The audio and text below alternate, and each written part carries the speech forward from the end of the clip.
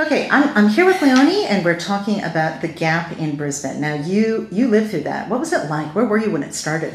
I was actually up in Sandgate visiting my sister, and as I was coming home with my son, I was quite worried about our little dog who gets out if there's a storm in Oodnandata, so I was worried that she was going to get out before I got home. So I wasn't particularly worried, more about my little girl. And when I got home, my husband actually left to go to the tip, so I was at home by myself with my 3-year-old son and my 2 dogs. When it started to rain, we were all inside, and I wasn't particularly worried.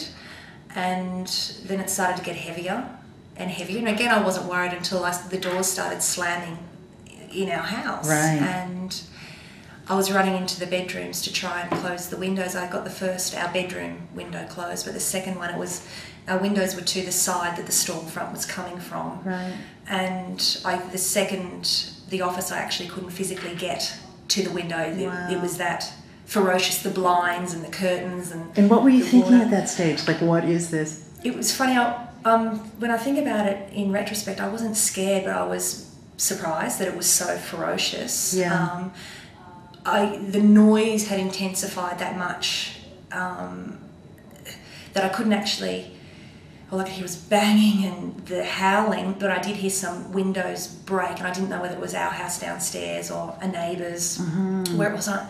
And I was actually remember thinking, this is serious. Yeah. This is getting serious. So at one stage, I can't remember when, I'd actually decided that it was safest, because we've got a lot of windows on the side of the house that the storm front was coming from, and it was safest to perhaps stay in the hallway. So I gathered my son and my 2 dogs and crouched in the hallway and rode through it. And I've never had to be in control, in charge in a situation. I turned to my father or my husband. Yeah. But here I was responsible for the safety of my child. I didn't know how bad it was going to get or how long it was going to last. How long did it last?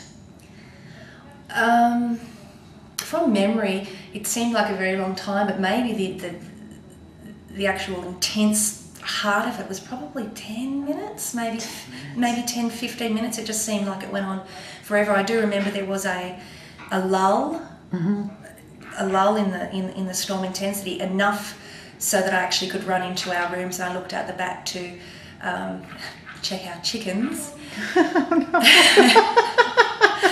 And I noticed that a tree had come down on their coop and their door was open, so I didn't know where they were. Yeah. And I could barely see, it was still quite misty, and that was the thing. The storm was that ferocious that it was grey. You couldn't make out, you couldn't look outside your windows, it was just grey, so I couldn't see what the destruction was. And at that stage, were you able to talk to neighbours? Were you getting radio messages? Was the telly on? Was there... No, of course. The power had gone off. Okay. But of course, probably like a great majority of people who have not been through storms of this intensity before, I completely ignored all encouragement to get kits. Have candles, have radios, stuff. the be prepared. So that was a wake-up call in myself, particularly when I was responsible for the lives of my son and my animals, when I had to make the decision.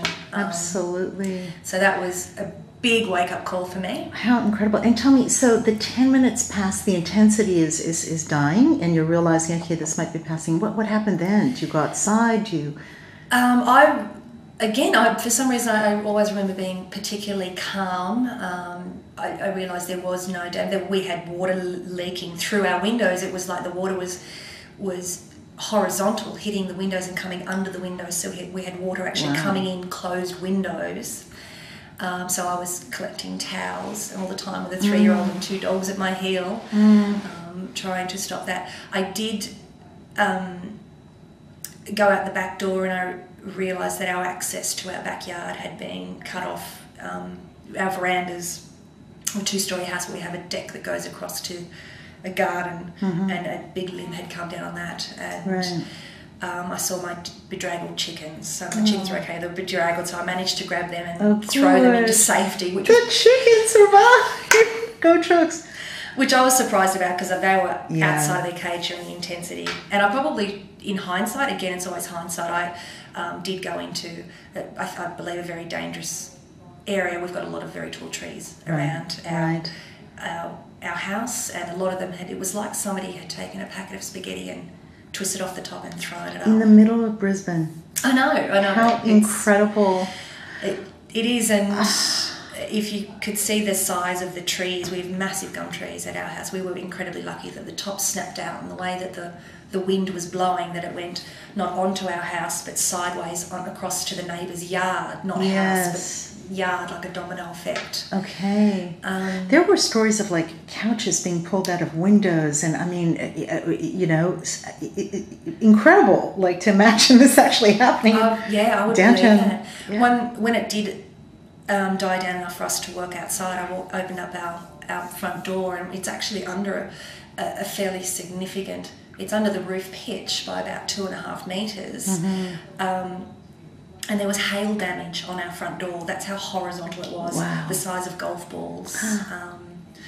The hail damage on the side. There was hail damage on it. We had obviously every antenna ripped off. Yeah. But what was particularly shocking was birds were knocked out of the sky. I was looking. I could just see 5 or 6 birds in the immediate vicinity that had been killed by hailstones, and just it'd be so shocking for everything live in the area.